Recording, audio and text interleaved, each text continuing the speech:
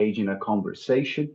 We are going to be providing some reflections and some expectations that each of us have. And the idea is really to have this conversation done in a candid, frank, informal, and that is a segue for you, all of you that are participating online, either on YouTube or here on Zoom.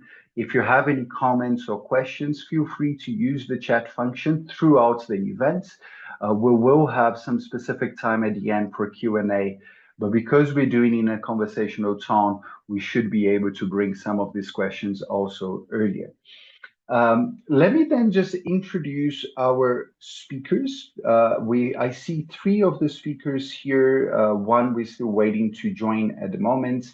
And I'm really grateful for, all of the four speakers are here now. So I'm very grateful for the four of you to have accepted this invitation from SAIA and Konrad Adenauer Foundation. We have here in the order that I see in the screen, Stephanie Walters, one of the most important names here in South Africa when it comes to analysis and reflections around the Great Lakes. She is a senior research fellow here at the South African Institute of International Affairs, which is also the research and editorial director at Okapi Consulting. And Stephanie probably does not need introduction. She's very well known, which has many decades of experience in analyzing broader African security dynamics, governance challenges, and resource-related conflicts, and particularly focusing on peace-building initiatives in fragile countries. After Stephanie, we have here Jacob Kirsten, who is the head of the Congo office at the Konrad Adenauer Foundation, CAS, and he's also a project manager for the EU co-financed Great Lakes Youth Network for Dialogue and Peace. And he's been based in Kinshasa since 2021, and is really going to provide us some very interesting insights from the current dynamics on the ground and the discussions in Kinshasa around the current crisis. Third, we have Dr. Kingsley Makubele. He is a former South African diplomat with extensive experience in international relations and conflict resolution. He was previously South Africa's ambassador to Portugal. He was High Commissioner to Kenya, and he was also the presidential special envoy for Somalia. He's currently also working as a risk analyst and as expected, with deep insight into African diplomacy. Fourth and last but not least, we have Fred Baumann. Fred is the executive director of Ebutheli Institute and a senior researcher at New York University's Center for International Cooperation. CIC has been doing a lot of fantastic work when it comes to the DRC. He's a very prominent pro-democracy activist in the DRC, having founded Lucha, the Lutte pour le Changement in the DRC, and Afrique, that is a network uniting 30 movements across Africa. Now, that being said, I wanted to perhaps turn into Stephanie and kick this conversation. And I wanted you to perhaps give us a broader analysis and understanding of the current Congolese political dynamics and how these internal dynamics within the DRC intersect with other external factors, including, for instance, the involvement of Rwanda that I've mentioned earlier. So, Stephanie, maybe if you could start this with your insights, and I'll go to the other colleagues after your reflections. Sorry, you're mute. Sorry, we should know how to do this by now. Thank you very much, Gustavo, and also to SAIA and CAS for hosting this discussion today. I think we're now in a point where we really, I think, have to make some strong decisions about what happens next, and that will determine to a larger extent whether we have a full-scale war or we can resolve this still politically and not militarily. Kinshasa at the moment is still, to my mind, very much in a military approach to this. They have had, of course, a lot of external support, the East African Community Force. They've got MONUSCO there. They've got the mercenaries who rather unceremoniously fled last week or 2 weeks ago now. And they have SAMI DRC, which of course is of great interest to the South African audience. The reason they have all of those outside helpers is because the Congolese army is very weak, poorly disciplined, badly trained, and badly resourced. And so they really need additional adjunct forces to help them. They also are fighting alongside the Wazalendo, who are the enemies of Kinshasa not very long ago, but who have now got a common enemy in the M23. So this is sort of the coalition of groups that's been working with the FARDC. But as we can see from the fall of Goma a few weeks ago, and even long before that, the extent to which the M23 has made significant territorial gains, Kinshasa is not in a militarily strong position. It's in a militarily very weak position.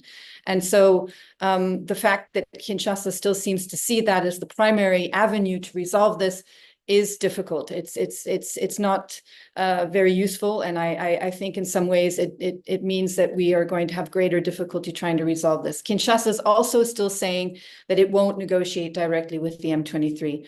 Now, the M23 are a Rwandan-backed armed group. They've been around since 2021.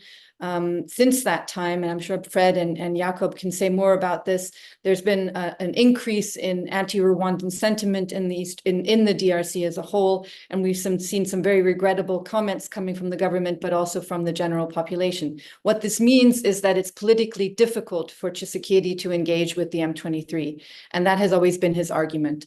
This is a Rwandan-backed movement, and I have nothing to say to this group. Now, the M23 has been around for a very long time. This is its third real appearance. It does have some of its own grievances, notably that the peace accords from 2012 were not properly applied, and to some extent also that they demand the return of Tutsi refugees and so on.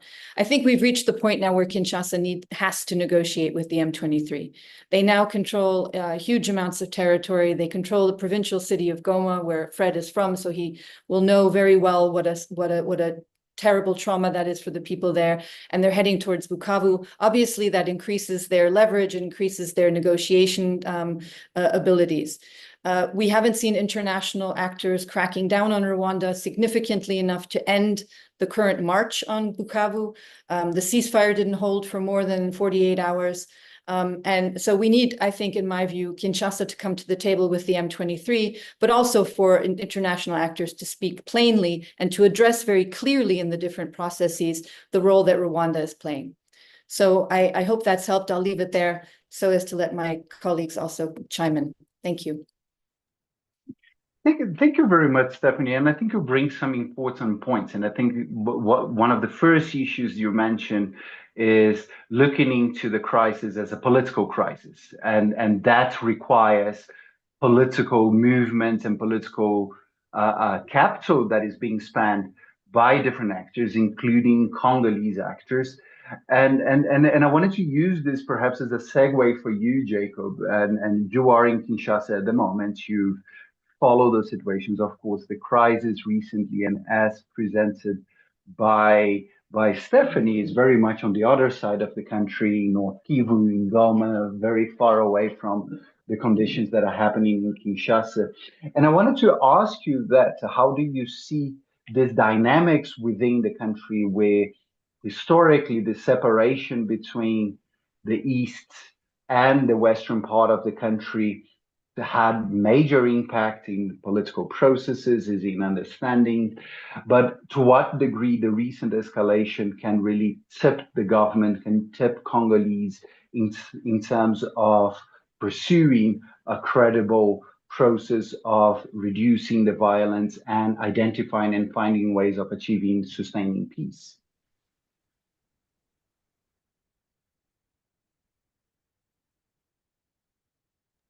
We cannot hear you. I see you're not muted, but perhaps is your audio settings? Doesn't work now. It works perfectly now. You can go ahead, Jacob. The headset. Thanks, Gustavo. Thanks, Stephanie. Thanks for everyone participating. I think people who care about the DRC, they're always happy about interest in the DRC. Unfortunately, it's always increasing when the situation is not too good. I think what Stephanie said is there's a lot of truth to it also in Kinshasa. I think the government in Kinshasa is going towards a dead end, with saying that they are not negotiating directly with the M23. I think internally the pressure on the current government will increase to directly negotiate. We've seen, some of you were following it yesterday, for example, already a delegation from the two major churches, the Catholic Church and the Protestant Church, talking to the M23 or the AFC, whatever you call it, in Goma. I think the pressure will increase. And what you've asked me about the history, of course, the fear of the Congolese government, and Stephanie has lived in Kinshasa during the 90s and early 2000s. The fear of the Congolese government is, I guess, that there will be again an infiltration by Rwanda into the Congolese administration, into the Congolese army through the M23. And I think that's very much understandable. In my understanding in Kinshasa, especially before the elections, there were a lot of populist statements from the government. They seemed very self-confident. Tshisekedi has said several times he will make it a priority to rebuild the East or to bring peace to the East. Unfortunately, we have to say he has failed. So internally, there will be a lot of pressure on him. I think they're going the direction, you mentioned it, towards diplomatic pressure on Rwanda, even though it's a whole different topic. And I think it's often forgotten in the DRC that once Rwanda will end the support for the M23, or even the M23 will leave Goma or will leave the territory that they control, there won't be peace in the East. So that's a whole different issue. But I think as a representative of a German organization as well, I think we should in the West put much more diplomatic pressure on Rwanda.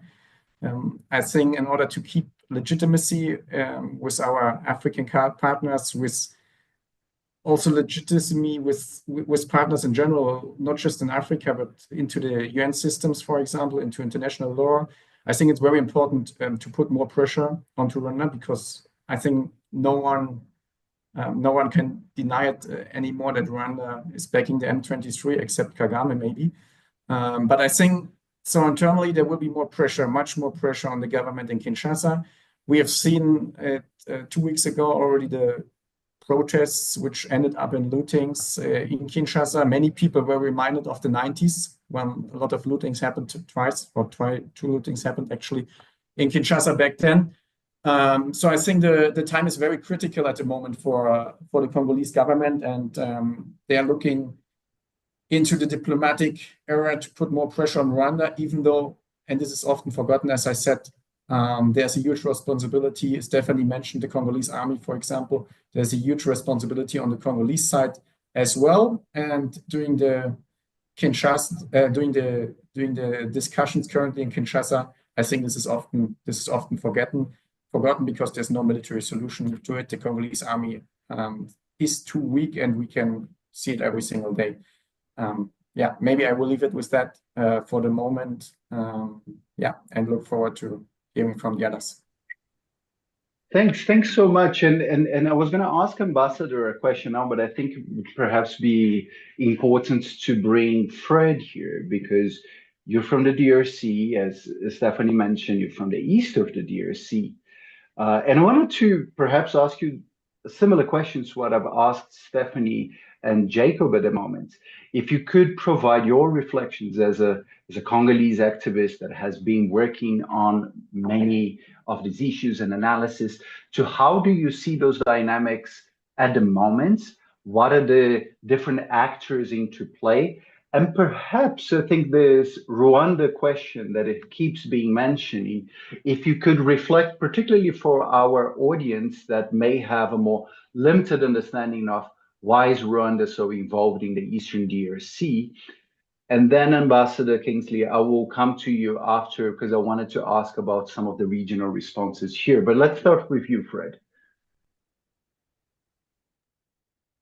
Well, thank you very much. I think I agree very much with Stephanie's analysis on what is happening in DRC. Maybe a few things that I can add to that is the we are going towards a open regional war if we are not close to there yet. We know the Burundian, so Stephanie mentioned all the troops that were in around Goma. Today, there is more involvement on Burundian army also. And the reason, there are so many reasons why Burundi may want to get involved, but the more M23 is moving towards South Kivu, it will become a threat to Burundi itself. So the energy that Burundi may be willing to put in defending Bukavu or in defending Uvira will not only be to assist DRC, but also to protect its own country for instability. So this what was so far, and so far mostly a Congolese conflict, an Eastern Congolese conflict, is becoming more and more a regional one. And I think that is something we should acknowledge quite openly. Now, as Stephanie said, I don't think there is any military solution to this conflict. The Congolese army is not in a good shape. It hasn't been able to defend Goma, and other cities. The coalition that were there is a lot of coalition and a lot of armament around Goma than what we may have close to Bukavu. So if Goma falls quickly, there is less likely. It's less likely that Bukavu will be. We have means to protect Bukavu. At the same time, there is a growing resentment and growing anti Rwanda, if I can say, sentiment, both in Goma and in Bukavu. So the risk is also for M23 and other actors to occupy areas that are very hostile against them, and to control them by force and by intimidation and by repression. And we are already seeing the manifestation of that in Goma and in other places that are occupied by M23. At the same time, the Congolese, the idea of negotiating directly with the Congolese government is a very unpopular idea in Kinshasa.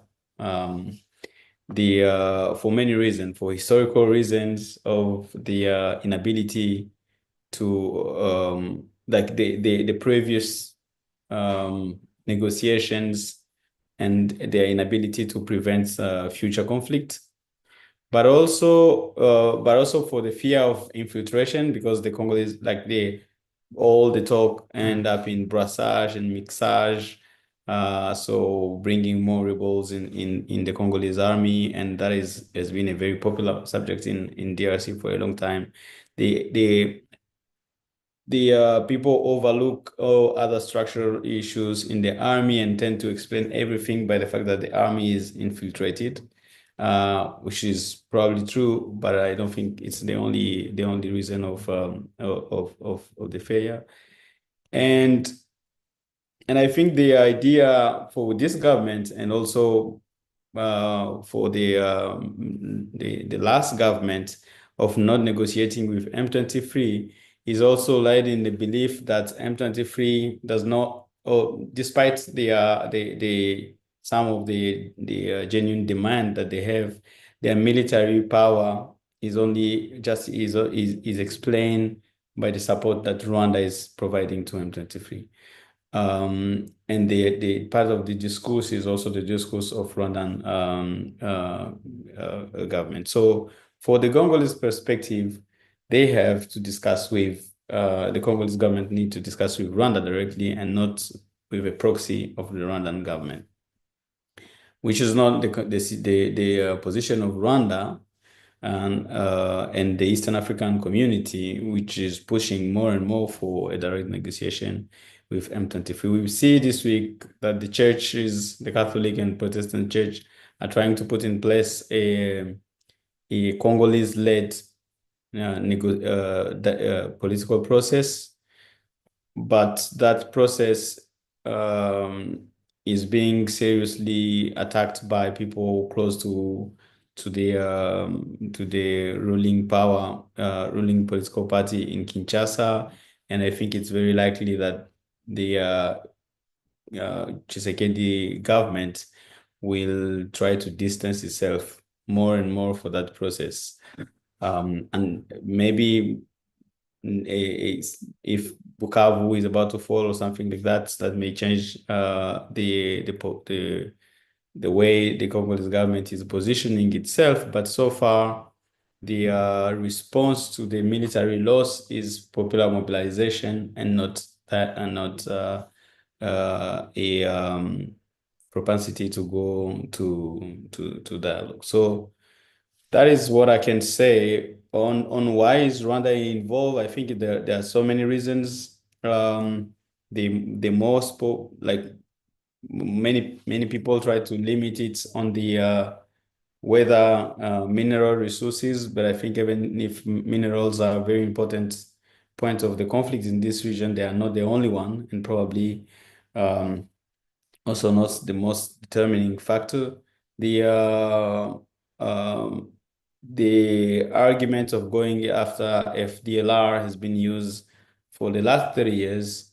In my personal view, that argument is even less credible in this context, given the number of times Rwanda by itself or with the approval of the Congolese government have been able to intervene against FDLR, including just a year before the launch of M23. But the paradox is that every time Rwanda back an armed group in DRC, it's actually produced the effects that Rwanda is trying to fight against. So it produced more, it strengthened FDLR, it produced more hate discourse against Tutsis community, it's putting them at risk. So instead of progressing toward a solution, we are going deep into the crisis that may justify further military intervention by Rwanda. Now, more and more people are talking about the idea of territorial occupation, like one way or another, long-term territorial occupation of North Kivu and South Kivu by Rwanda. And I think the lack of both significant pressure from abroad and military capacity from within is probably going to make that a possibility. And we're seeing Rwanda M23 is putting in place political and administrative.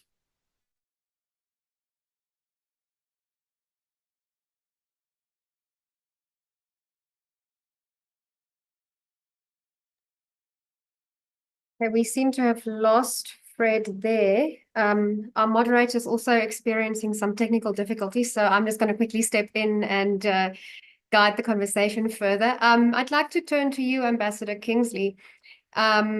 Just if you can give us your insights on what you think South Africa's role can be diplomatically, considering its involvement in conflict resolution and peacekeeping in the past. And then building on that, if you could also reflect on some of the regional actors, maybe SADC, what it should do, what it has done, and perhaps what the role of the UN is. Well, thank you very much, Isabel. Let me also thank other panelists. I think there are fundamental issues that have been raised by previous speakers, particularly Fred. When he says the Congolese military is of the view of mobilizing and getting more troops, but at the same time, discipline within the Congolese army has completely collapsed. So is Tshisekedi not a hostage of the military? Is Tshisekedi not fearful of even attending those regional meetings because he fears in his absence the military may take over? what's much more important for Tshisekedi than to secure peace for the Congo? He would not attend the summit in person in Tanzania. He didn't attend the SADC summit in Zimbabwe in person. He attends the summit virtually. So what is the question? What's going on there? There's some level of concern that one sees there, particularly the military is the one that is pushing for a non-negotiable position. Is the military capable of defeating the M23 and the rebel movement? And I hear the view that the military is not in a position to do that. And the other question then is the rebel movement capable of defeating the Congolese army and taking over more territory? The view seems to be indeed they are capable of doing that. So if you find these two streams that exist in a conflict situation, of course, the rebel movement is buoyant given the fact that they think they can win this militarily, even though it may be an illusion.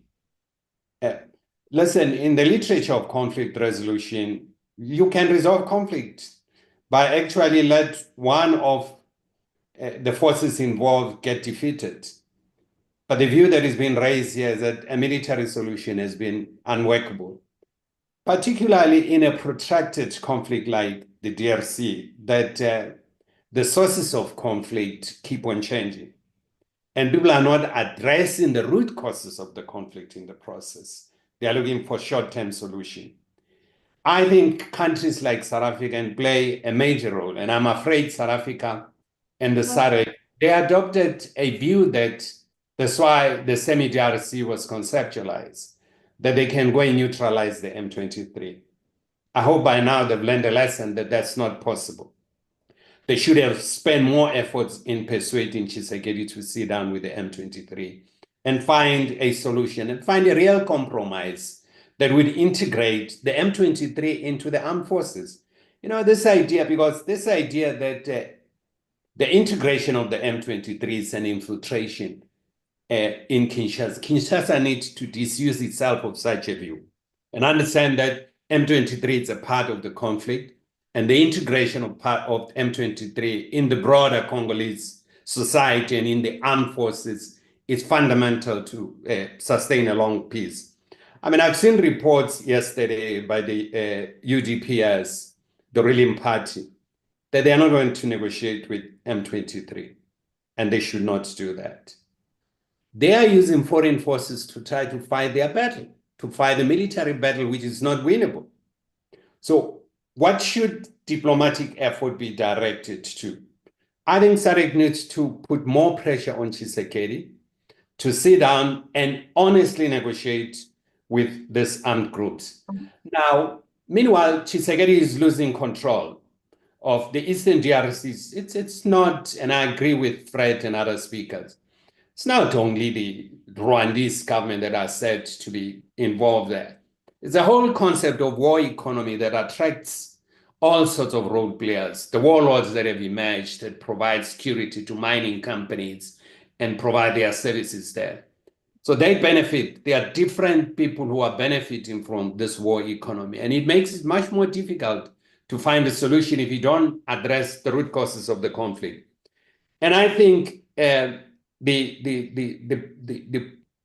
unilateral ceasefire that self-imposed by the M23 was not likely to hold, given the fact that the Congolese army has shown some level of discipline. I see in South Kivu, there's a court-martial from media reports that one sees about some of the military forces who went looting and really attacking civilians. So you can tell there's an absolute collapse of control within the military. And is Commander-in-Chief Tshisekedi in charge? If he's not in charge, then I think my concern about him not leaving and the biggest threat that exists within the broader armed forces to really topple him, it's a plausible explanation for the behavior that we're seeing. SADC would have to disuse itself of this view that they can project the mission as a peacekeeping mission. It's not a peacekeeping mission. The peacekeeping mission is the UN mission that operates under Chapter 7 of the UN. Of course, the legitimacy of the semi-DRC mission, it's legitimate because it also operates under Chapter 7, Article 51, which is a collective security that exists within the UN Charter. So they are there at the invitation of the DRC. So the enemy would have to be defined. If you look at the mandate of the semi-DRC, the enemy would have to be defined by the Congolese armed forces. And the Congolese armed forces definition of the enemy is civil militias that are really opposed to them, that are really in conflict with them. And now it's misleading to hear politicians here in South Africa keeping on referring to the semi-DRC as a peacekeeping mission. It's not. And I think we need ourselves, the academia, everyone, we really need to provide better perspective to the public about this. I've seen reports here in South Africa that the South African government has sent another 700 to 800 troops to Lubumbashi. I don't know if it's part of the rotation or it's part of the reinforcement, but there's a lot of secrecy around this. There's no better discussion with the public here. And I think the South African government has failed to invest in trust. If South African government has invested in trust and take the public into confidence, some of these challenges that you're seeing, they wouldn't be confronted with. Now that body bags are arriving this weekend, you're going to find the sentiments and the emotion in the country would go up. And there are views that South Africa should go to war with Rwanda.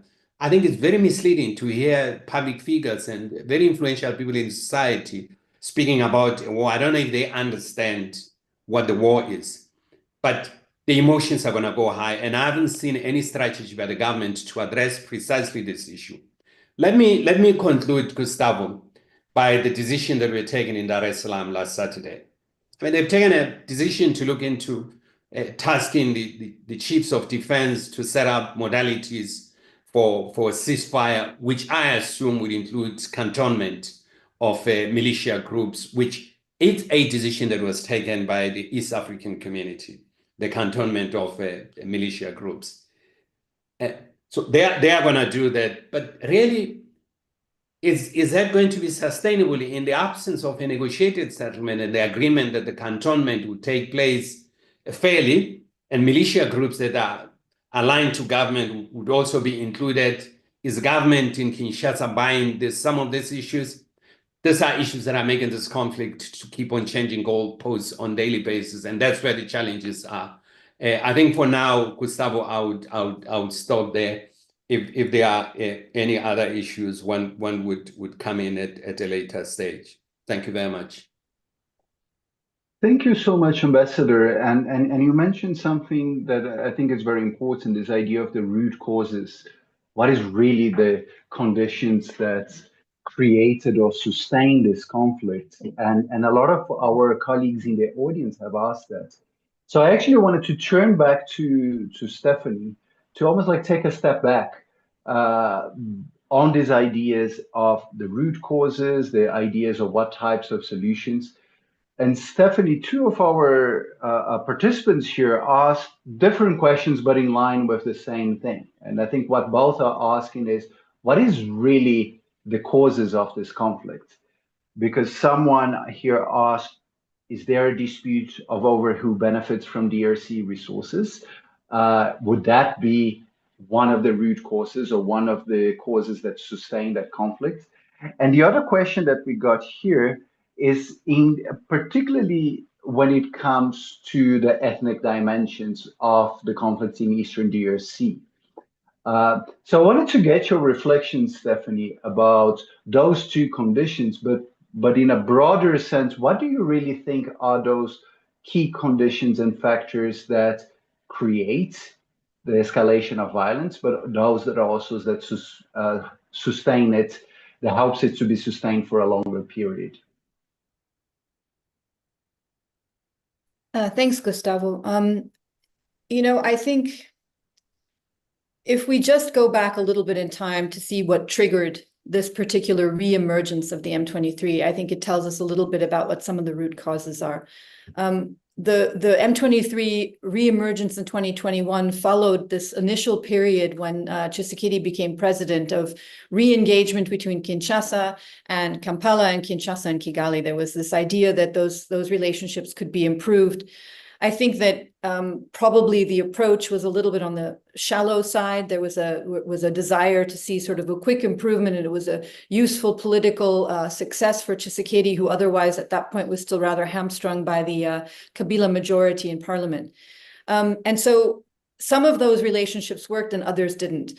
The relationship with Rwanda, which initially was very public, the resumption of Rwanda Air, the exchange of ambassadors, ultimately crumbled over a number of different things. I mean, between Kinshasa and Rwanda, there was a failure to agree on a bilateral deployment of Rwandan troops to Eastern DRC. On the other hand, Burundi had such a bilateral agreement, and so did Uganda. So two of the countries with whom Rwanda often has tensions were now given access to the Eastern DRC on a friendly basis with Kinshasa, while Rwanda wasn't, and that was certainly a factor.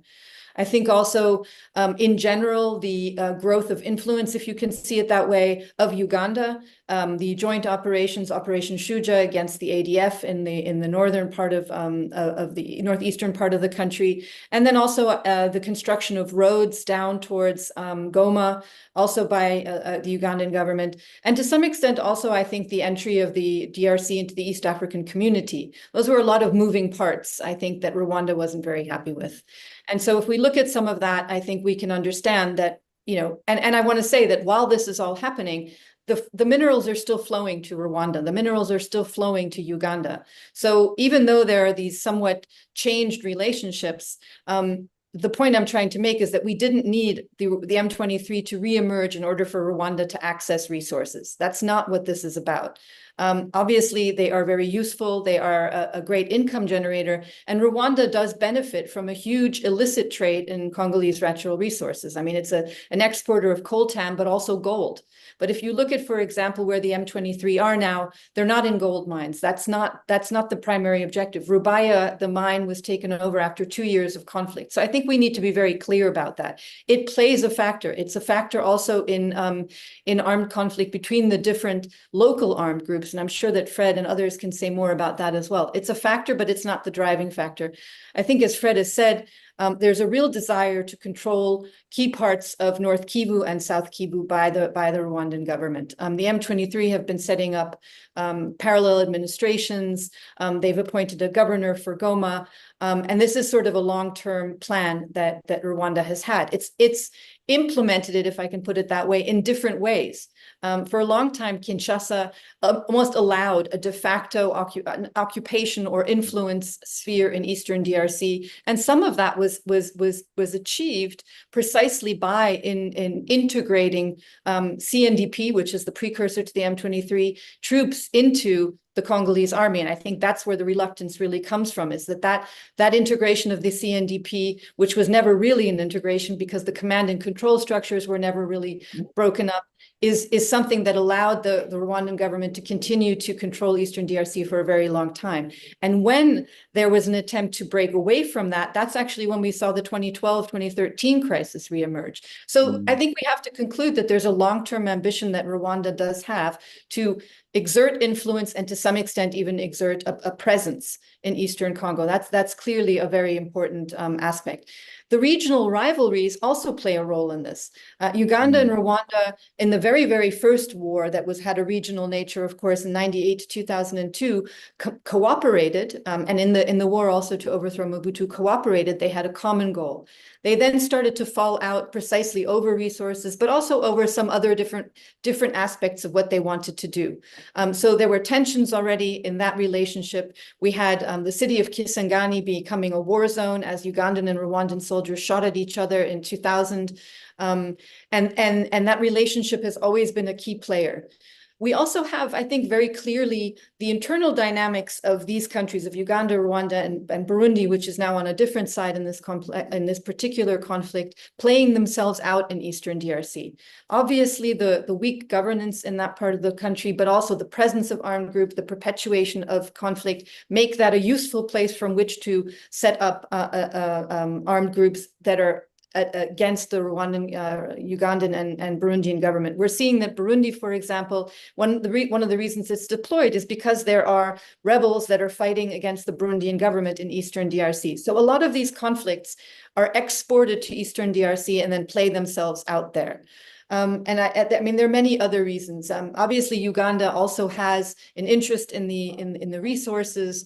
It's been able to fly under the radar very much in past conflicts, and also I think in this one, where it claims to be on Kinshasa's side, but of course has allowed tacitly the M23 to use its territory. I think increasingly, and it's important to say that the M23 is also creating links with other armed groups even before the taking of Goma, some of whom have strong connections to Uganda. And so, you know, there are many, many very intermingled reasons here. But I think what they do underline is that this is a regional conflict. There is a conflict in Eastern DRC that is of a domestic nature as well, and there are links between the two. But what we're looking at really in the long run is a regional conflict with regional actors. So I fully agree with Fred that we're heading towards an escalation of that. And sort of interstate wars are potentially possible. But I think that we have to treat it as a regional war and address it as such. And I think that's extremely important. And that's, you know, one of the key reasons why I think, I mean, it's not necessarily why Kinshasa won't negotiate with the M23, but it's going to be a very big challenge on what one of the demands the M23 is going to be having about integrating into the Congolese army. That's a very big challenge of those negotiations, one of many. The ethnic dimensions, I mean, as Fred, I think, also said, we have seen Rwanda always position the movements that it backs as movements that protect the Congolese Tutsi population. But very often we have the exact opposite effect, where the resentment, and especially now, because this isn't the first, this isn't the second, this isn't even the third time we've had this, we've had so much instability caused by these movements that the resentment is very huge. And the resentment then also falls on those communities who often don't see themselves represented by those groups. So there's an idea that they do represent those groups, and that's what they will argue. But in actual fact, if you go on the ground, and again, Fred will know this better than I do, that's not what those populations feel. They don't feel that adherence. They don't support those groups necessarily. There are issues that are unresolved in the Kivus, absolutely, regarding longstanding issues regarding citizenship, regarding land. Again, we don't have time to go into the details there, and some of those are linked to ethnicity. But I hesitate to really say that is what the M23's objectives are. You know, they were gone for a very long time. They weren't pushing this agenda in that way. I think we really have to understand them in a different light. So I hope I've answered some of the questions. Yeah, that's all. Thank you. Thanks, Stephanie. Maybe just a quick follow-up with you. So I think what I understand from your statement is that there is multiple causes. There's multiple dynamics that influence the situation in Eastern DRC. Do you think that the responses that are currently being discussed are primarily looking into some of those causes, or are they many of them are dealing with the results of the conflicts, not really about the causes? No, that's a really good question, Gustavo. I think, for example, the Luanda process, you know, I think the Angolans have done a really good job. They've remained invested, they've mediated well, but the actual nature of that agreement is very skewed, because here we have the M23 causing insecurity in the Eastern DRC for 4 consecutive years. And then the primary issue in the peace accord or the peace talks is the FDLR. And Fred has already said very clearly the FDLR today, you know, are not a group that represents a very strong threat or at all a threat to Rwanda. But it's what Rwanda puts forward as its primary security concern. So the peace accord doesn't even, or the peace agreement, if you want to call it that, doesn't even address the presence of the M23 clearly. It also doesn't speak clearly about Rwanda's role there. I mean, the only concession Rwanda makes in that agreement, which by the way hasn't been signed, but which is still on the table, is to say we will withdraw the defensive measures that we have put in place. So it's very much walking around this issue of what Rwanda's role is now. And I think a relatively misplaced starting point. I understand that one of the logics was, let's get rid of Rwanda's pretext. But we also know that the Congolese army is too weak to go after the FDLR and to really defeat them. And quite frankly, that if Rwanda truly wanted to defeat them with the many thousands of troops that it has in Eastern DRC, it could do that. And so this is very much, I think, an issue. The Nairobi process is something that started was an EAC initiative at the very, very beginning of the M23 crisis. At that point, there was a whole new DDR program in the Eastern DRC that a relative number of armed groups, not just from the Kivus, but also from Ituri, were interested in participating in. And the idea of the Nairobi talks was for them to work out those modalities. There wasn't going to be a renegotiation of the terms of DDR. It was going to be about working out the modalities.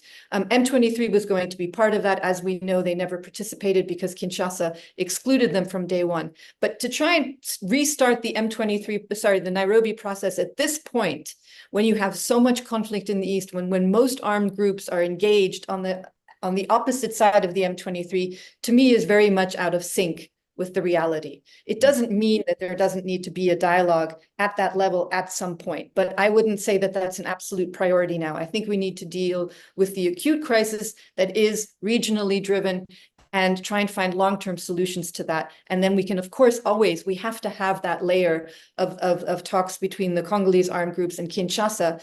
Of course, much more difficult now that they are currently aligned in some way militarily with Kinshasa, so that makes the discussion more difficult. And that's the other thing about setting a precedent with the M23 and integrating them back into the army. If you do that with the M23, then all the other armed groups who were your enemies yesterday, but today are your allies, when they come to the negotiating table, will be making similar demands. So I think that it is clearly very, very complicated. Thanks, Stephanie. Yes, please, Ambassador. Stephanie, don't you think at the crux of finding a durable solution is the integration of all militia groups into a new military dispensation in the Congo? Because leaving any group outside any future dispensation, the group would have the potential to cause havoc in the Congo. So I think addressing that would provide some level of assurance in terms of future dispensation. That's one. But I'd just like to comment around issues of the Eastern DRC. Quite clearly, it has become an epicenter of all sorts of civil militia groups. And you're quite correct, the Congolese government has no control over that. And because they have no control over that, all these militia groups that are operating there, they are, of course, having access to resources that allows them to perpetuate the conflict. But of course, in any intractable conflict, ethnicity plays a very crucial role, because this is where people start rallying and mobilizing on the basis of ethnic groups. And we've seen that. And if the argument, of course, that the FDLR doesn't pose any threat to Kigali, I think in the past there have been joint military operations to get rid of the FDLR. And I'm glad now that the East African community and the SADC, they've agreed in terms of the neutralization of the FDLR as a genocidal group that are keeping on having this perceived threat to Rwanda. But those are issues that must be addressed for any solution. If any militia group is to be left out of any future military dispensation, I don't think there will be any durable peace. They are likely to cause havoc. Can I ask for, I know you asked this question to Stephanie, but I wanted to get first the insights from Fred. And Fred, perhaps if you could reflect on some of those issues. And I think particularly this idea that perhaps if security sector reform and in the integration of armed groups within the army, that could be a way to do. So I'm going to see if Fred wants to make some comments, then I'll give the floor to Stephanie. And Jake, I haven't forgotten about you. I have a complimentary question to you after they respond. Fred. Yeah, thank you, Gustavo. I mean, there are a few lessons I think from the recent history of conflict in DRC. One of them is that integrating armed groups in the Congolese army doesn't make it stronger. It does the opposite. It is one of the reasons why this conflict, the conflict keep coming back, is because we don't have an army that can defend our country, our borders, and that army is the history of the FRDC is the history of successive integration without a proper training, without proper investment in creating a trained, equipped, and professional army. And so redoing the same and expecting a different solution in this case, I don't think that will be the best idea. Prior to the M23, the Congolese army was going almost to the generation of those who fought the first and the second Congo army are most of them going into retirement. So there are new people coming, people probably who could have been well trained, but then we back to let's integrate other groups, and other than M23, you have now hundreds of small militias. So I don't think integrating them in the army is the solution. The government created what they call the reserve, the defense reserve, with the idea, I think, of trying to find some ways of integrating, of giving the former combatants a military future that is not within the proper FRDC. But that also poses a lot of questions of the resources for that, of the role of that reserve in terms of peace, because are they military all the time? Are they only people to call when things go wrong? I don't exactly know how would that be functional, but the weakness of the Congolese army today is one of the reasons of this escalation, and weakening it even more will not be the solution. And Stephanie mentioned also what Kabila did in 2013, and that's where I try to be a little bit sympathetic with the Congolese position, if I know it doesn't hold, is that the giving to Rwanda and to CNDP everything that they asked before has been done before. CNDP never occupied the area that M23 is occupying today. The solution that they gave was a joint military operation against FDLR. They did it. They named combatant from CNDP. We remember Bosco Taganda, I guess here. They were controlling all the territories from South Kivu to Beni. They integrated people in the provincial government. There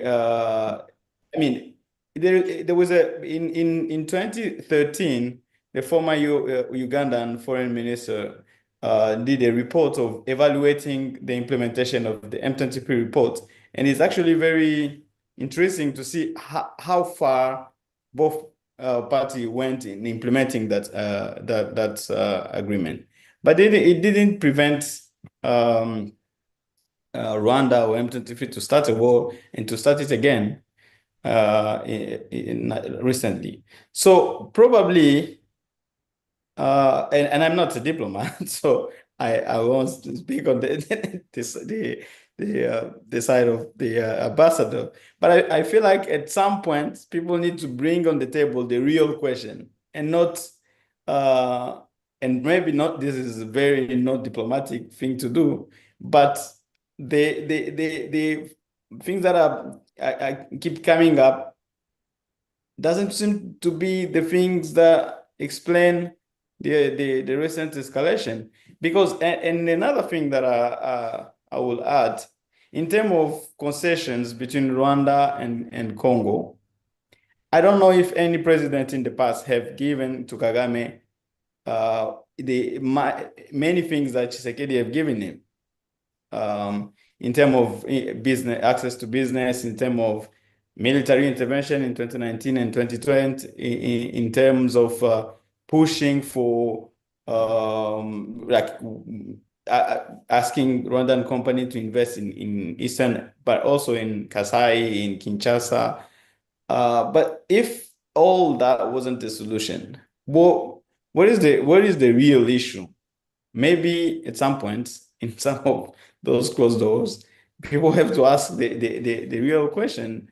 But we may have another joint operation against the FDLR. I'm not sure if that will prevent FDLR to be a pretext 10 years down the road. Thank you very much. And maybe Stephanie, let me quickly give you the floor, maybe just for a brief comment from your side. In addition to what Fred mentioned, do you think that the key solution of the situation in the Eastern DRC, it is about security sector reform or bringing armed groups within formal security, military and police processes? And perhaps just a brief one, because I wanted to ask some questions to Jacob. Of course. Thanks, Gustavo. I think Fred's done most of the answering on that. Stephanie, are you still there? I'm here. Can you hear me? Yeah. Okay, sorry about that. Yes, I think Fred answered the question rather comprehensively. I think also the only thing I would add is that, often these militias, when they're negotiating, the kind of integration into the national army also has to do with then, this link to political demands. And so it kind of goes around and around. But I think Fred said most of it. Nobody would argue with you that security sector reform isn't fundamental to the stabilization of the entire country and of especially Eastern DRC. I mean, a good army would change so many things in DRC, including, the experience of civilians who are in areas where the FARDC are present. But as with Fred, I don't think that necessarily is going to lead to the end of the conflict, and I think it will weaken the FARDC. And one of the things that, in fact, kind of encouraged the emergence of militias is this constant integration of militias into the army. So it was an easy way to an easy channel into political and military power. So it's been tried, and it hasn't been really very successful in the past to use that. Thank you. Thanks, Stephanie. Thank you so much. And Jacob, but I wanted to turn a little bit in terms of the broader dynamics, and perhaps you could help us reflect a little bit about that. Quite a few questions have been asked about beyond the regional. What is the role of external actors outside of the immediate region of the DRC? Some, like Olivier Milan, asked which would be the international partners that could potentially bring the different warring parties to the table. Hayden asked about the role of Russia. We had one question asking specifically about the role of China itself. So I was wondering if you could have a slightly broader reflection looking into what are some of the interests of actors, external actors within the region, whether it's in terms of the role of Russia, China, the US, the increasing run to critical minerals, and the announcement of infrastructure investments like the Lobito corridor, but also the refurbishing of Tazara as well. So, Jacob, what are your thoughts about that? What are the potential positive role that the external actors can play? But what is the current role that those external actors are playing, and are they that positive? Thanks, Gustavo. Maybe if Fred wants to speak against me, he can do that afterwards, because he's the Congolese on the floor. But I think the Congolese would answer you that especially the West, so especially European countries, the US and so on, they are benefiting from the current conflict, and they are benefiting from the status quo, and that's why they don't have any interest to find a sustainable solution. which might be partly true. I think it's too easy to say. Someone asked about the Russian influence that leads towards the feeling that there's an increasing sympathy with Russian sentiments. I think this is something you can feel very easily because Congolese, they have felt left behind for many years. So they feel left behind in the conflict in the East. They feel left behind by the international community, even though you could argue, for example, MONUSCO, the UN peacekeeping mission, the international community spent a lot of money and efforts in order to stabilize the peace or stabilize the East and led to peace, which apparently didn't work. So I think it's too easy to make this argument, but that's what many Congolese would answer you, I guess, which is part of the reason why we've seen the protests, for example, in Kinshasa as well, towards against Western embassies. You know, they got attacked, the Belgium, the French, American embassy. They got attacked. Interestingly, in the conflict, China is something which I think we have to strengthen, because in Kinshasa, no one talks about China.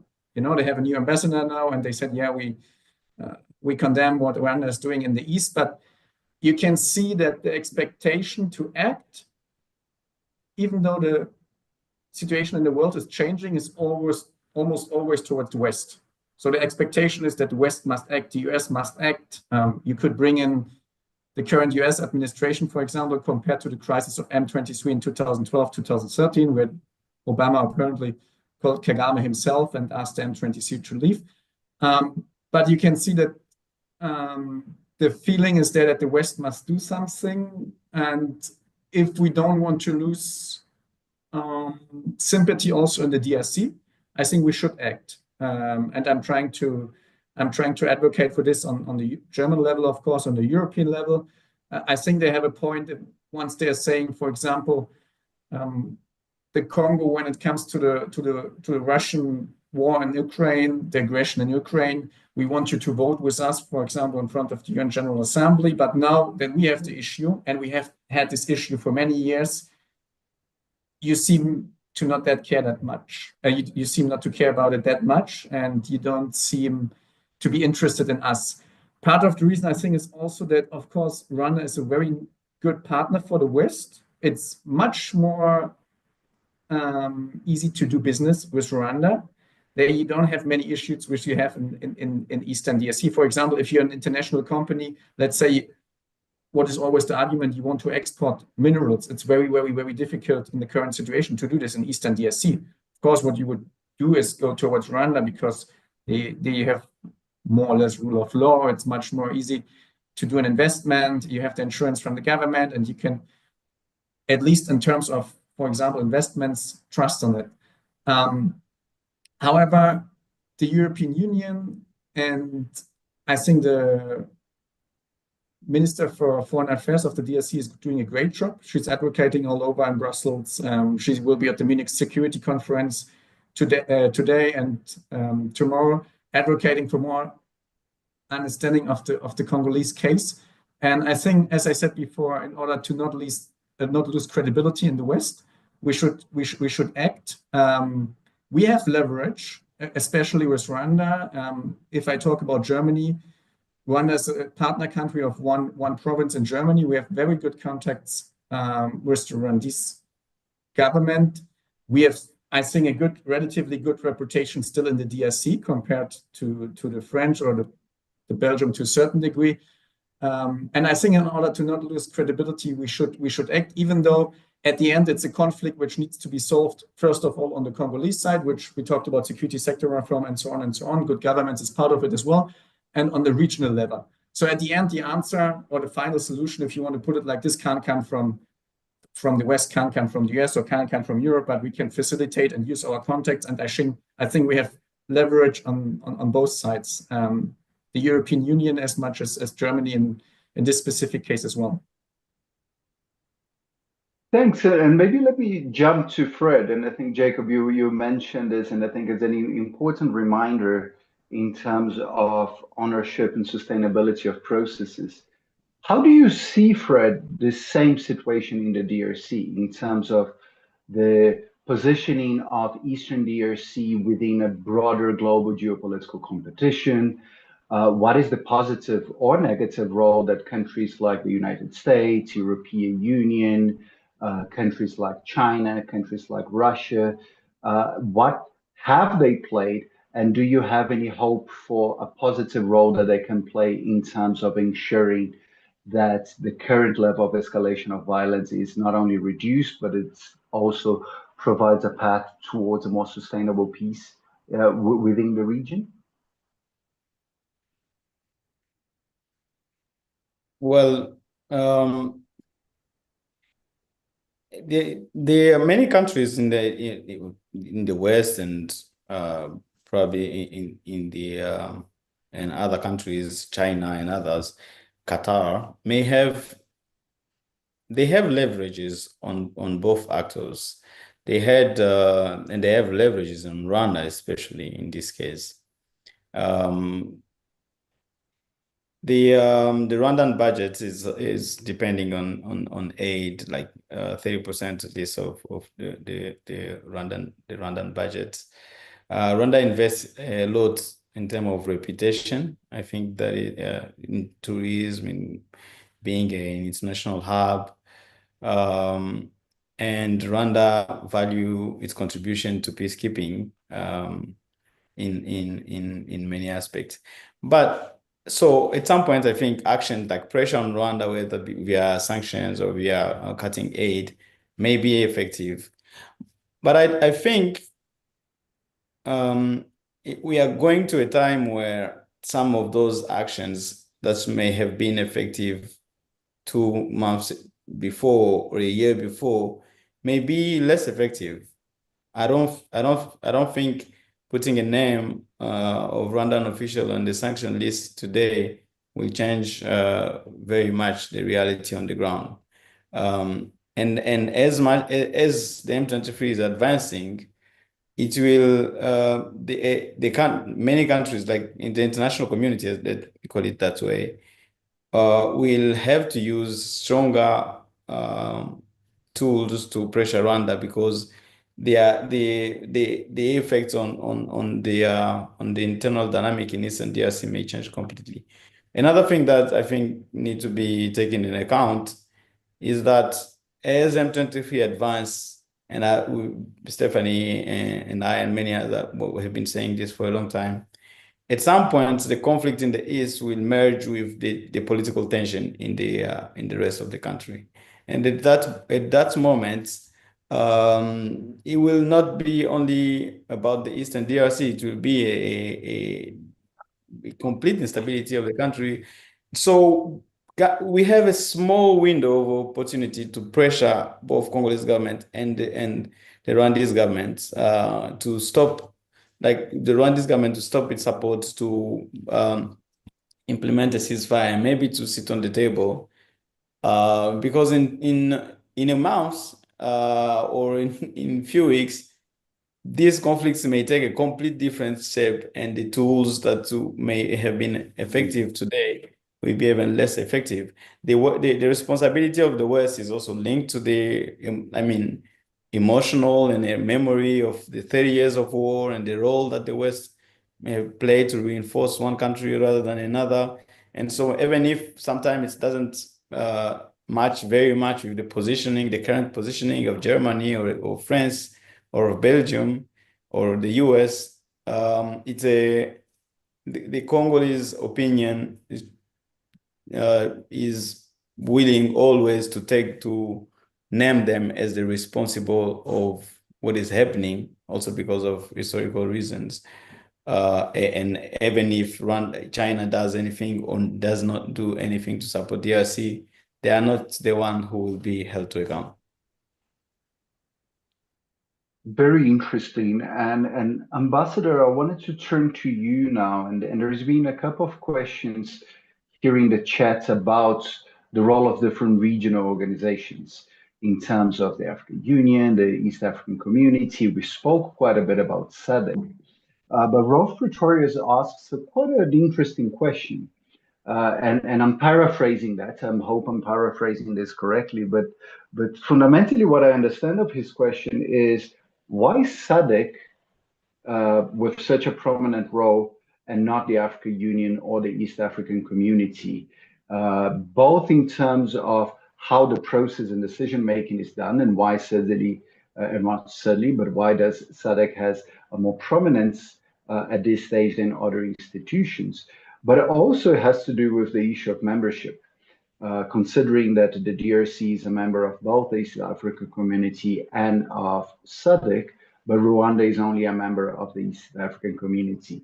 Would a better division of labor between different institutions, the role of the UN, the role of the AU, the role of EAC or SADC in that process, and how much the potential departure of MONUSCO can impact some of those regional dynamics in terms of who takes leadership in some of these processes? Ambassador. Gustavo, sorry, man, I just like to revisit one point before, and I'm going to be very short about it. Please go ahead.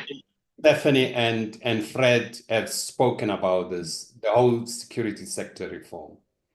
I think Fred is quite correct that the artificial approach is to take military people and integrate them into a military, not retrain them, not come up with serious reform within the military sphere.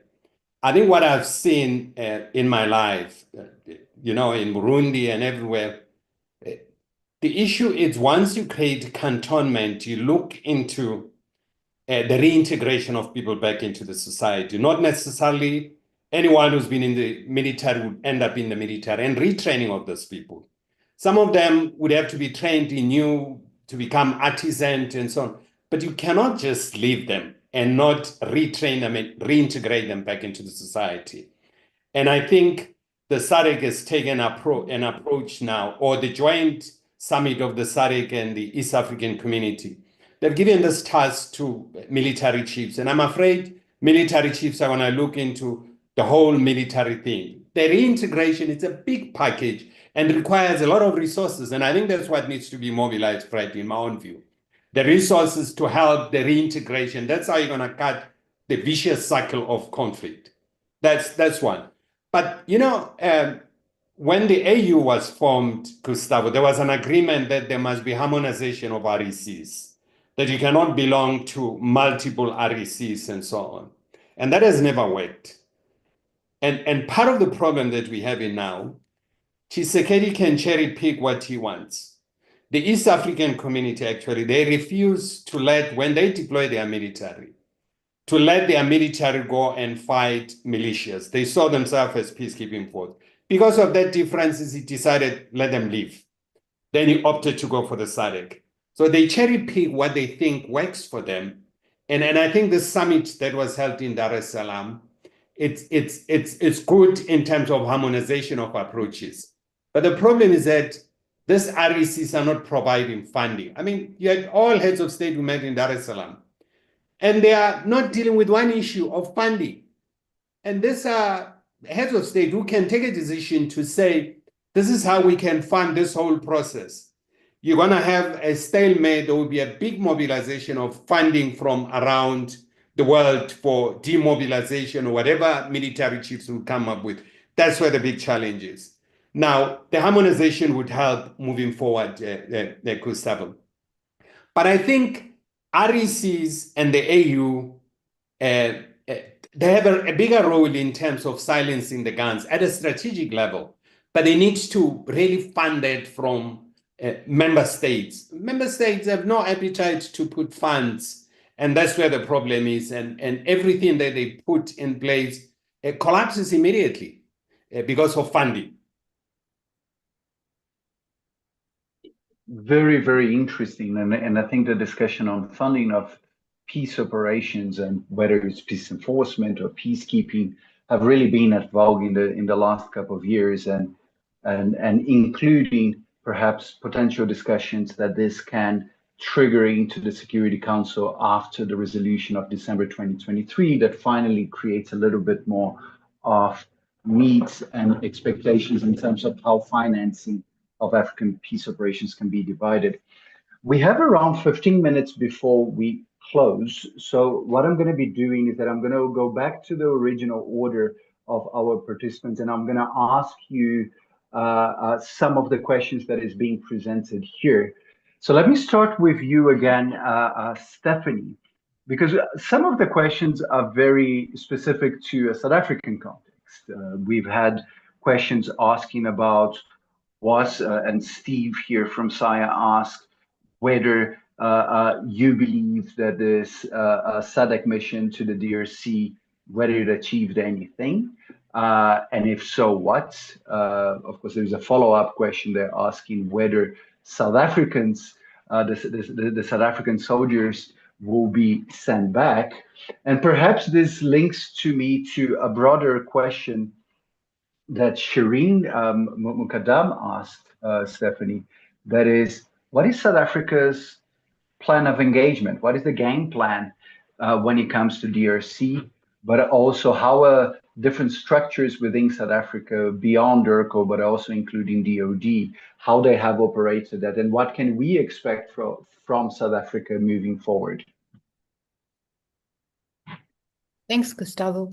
I think the ambassador said it very well earlier when he said that the South African government's been very bad at communicating about this. And that's a really key issue. I think even for those of us who do research on this kind of thing and who do have colleagues in DIRCO and elsewhere, it's very difficult to know where the decisions are being made and for what reason. And that for the public is also very frustrating.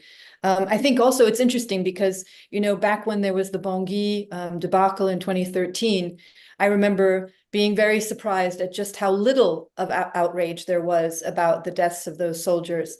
And I think it's a sign of how much South Africa has changed, that today there is so much interest in this. And I think it has to do also with the ANC and with many of the challenges and the criticisms of the ANC today, that there's very little trust in the decisions that are being made there. And so there's anger about, obviously, the loss of life of SANDF soldiers, but also about the amount of money that's been spent. And I think that goes back to what the ambassador was saying, which is, you put together this force, and then who's going to fund it? I think that the question about whether SAMI DRC has achieved anything is a good one. I would say initially, when it was decided and when it was deployed, it served the purpose of, in some ways, buoying Kinshasa. So it was a big political boost, or a big boost to Tshisekedi to have SADC on his side. And that was important. I mean, it's a member state, and the REC it was a part of, it has come to its assistance. And it should be said that this exact same collection of countries, Tanzania, Malawi, South Africa, are also part of the FIB. So, there is already an investment by those countries in military support to DRC through MONUSCO.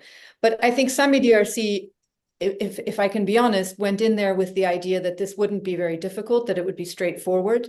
It was a very rushed decision, if I can say it that way. If you look at some of the concept of operations, I think there was a real naivete about the situation, about the strength of the M23. There was perhaps too much of a harking back to what happened in 2012, 2013, when, as everybody has said, there was actually a huge pressure put on Kagame. He withdrew, and that facilitated the military victory of the South Africans. Of the Force Intervention Brigade. I think today I really asked the question, what exactly is SAMI DRC going to do now? As Fred said, the situation is evolving so quickly. We have a small window of opportunity to try and turn this around, or at least staunch the bleeding. And I'm not sure what SAMI DRC's role is. It wasn't actively going after the M23 prior to the taking of Goma. Unfortunately, it looks weaker today than it did before that. What is it going to do? Is it going to go after the M23 now? I don't think there's that appetite. And on its own, it can't do anything. It would be useful if it were there to help monitor a ceasefire, but we are not close to a ceasefire. And I think that's one of the key issues. So while Ramaphosa faces this challenge domestically and these questions about why are you there, I think it is important to ask, why is SAMI DRC still there? What role can it play? Obviously, one of the things that needs to happen from the South African side is that there needs to be better, I'm not a military expert by any means, better supply lines, better support, and better equipment being sent to SAMI DRC. That's, I think, a very valid criticism that has been made. And so I don't, what is South Africa's plan of engagement? I think I've answered that to some extent. I do think that the big question about why is South Africa there, again, a lot of people have the suspicion that there's, a gold mine at the end of this deployment. And I think that's partially because, again, we've seen those kinds of things, those kinds of deals being made in the past, and there's just a general lack of trust. I certainly I don't have the answer to that. I haven't found the gold mine. Lots of other people haven't either. I'm not saying it's not that isn't an incentive, but I don't think that that's the primary reason. I really don't. I don't want to be quite that cynical, and I'm not convinced that that is the case. I do think that South Africa feels it has a role to play in the Great Lakes. I'm not speaking about Tanzania, Malawi, because the question was asked about South Africa. And that it wants to participate in efforts in one of its member states. I think that South Africa's peacekeeping capacity has often been deployed in the DRC. There's a real investment there. And, let's not forget that Mbeki was involved in the inter-Congolese dialogue. Many South African officials were involved in that. There's a very long history. So there we are. I'll leave it there. Thank you. Thanks very much. And Jacob, let me jump to you and bring to you two questions that were presented here by our participants. I think the first one that I wanted to ask you is bringing again the role of external partners, and in this case, particularly on Western countries.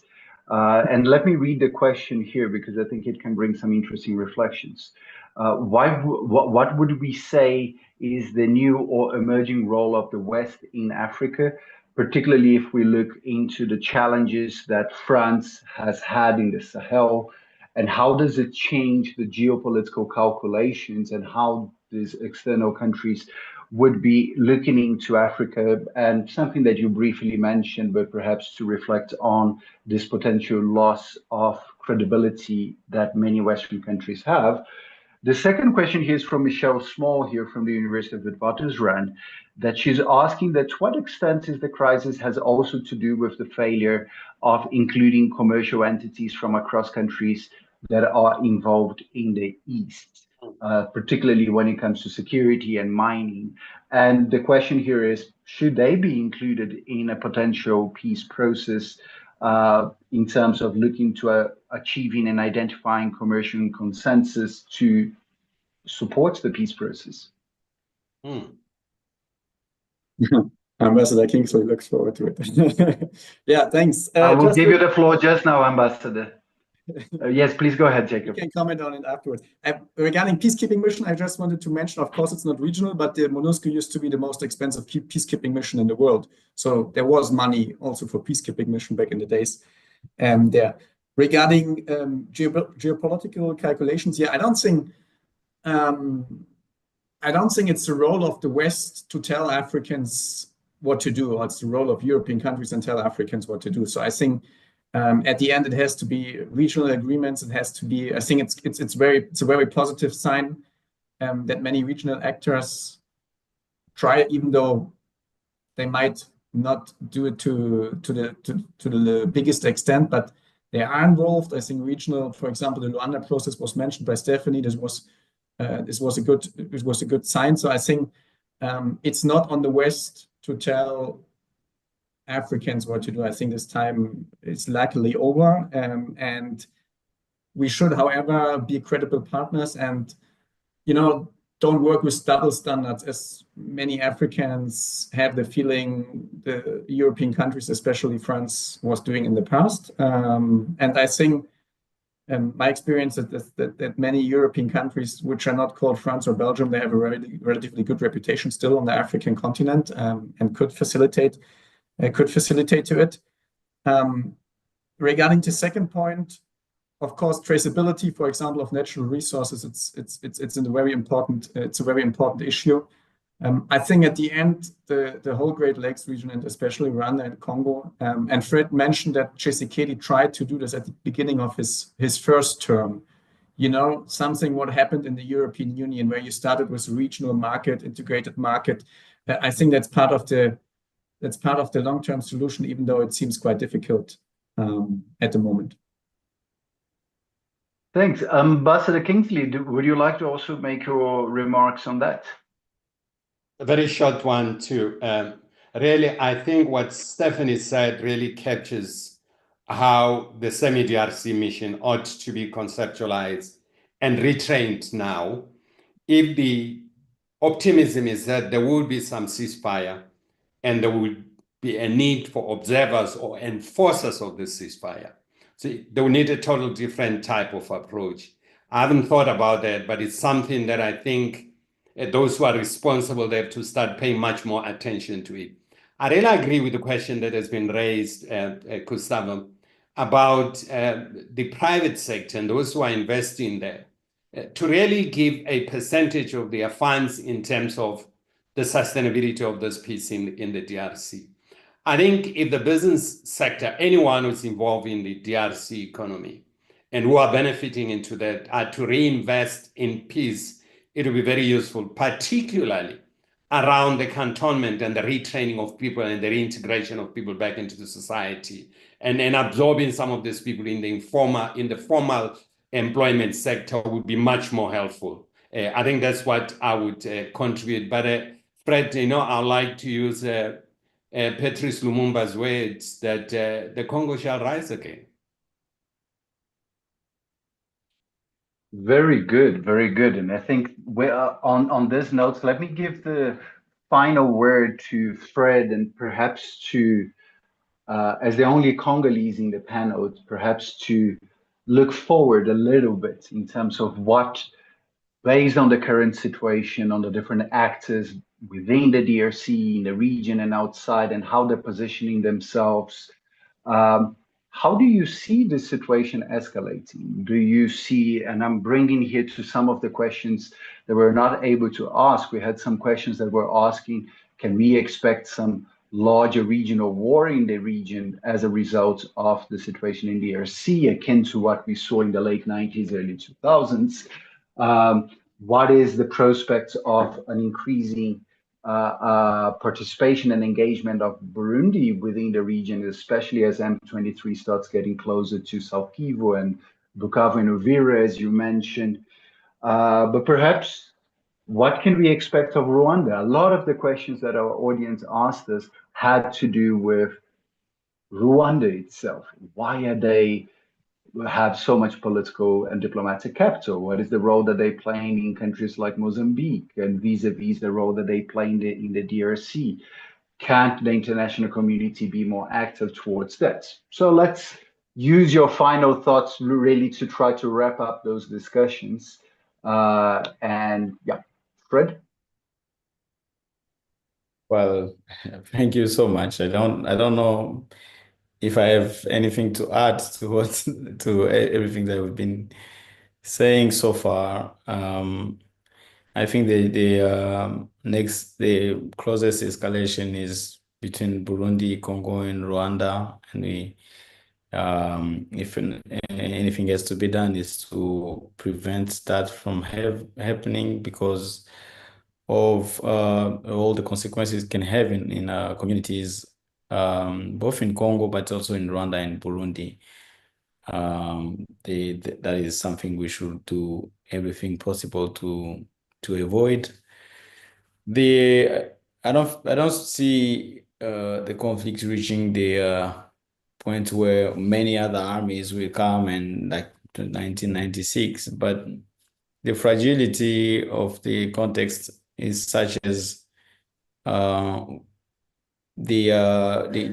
crisis in the east may create instability in even in a city like Kinshasa very easily, if key cities fall. So it's already creating political instability in Kinshasa, and destabilizing Congo may destabilize the entire region, as we've seen in the past. So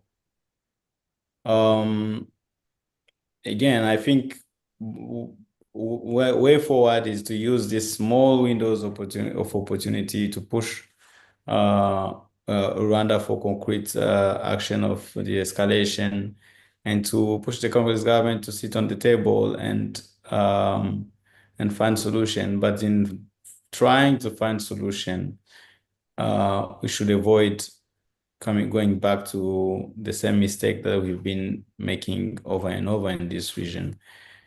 And yeah, I really hope Congo will rise. I'm optimistic that will happen, and I hope this will be just another sad chapter that will pass. But I have to say the threats to our integrity today is more stronger than in 2012 and maybe before. So let's take the conflict, the seriousness of the conflict as it is, and try to find a solution to it.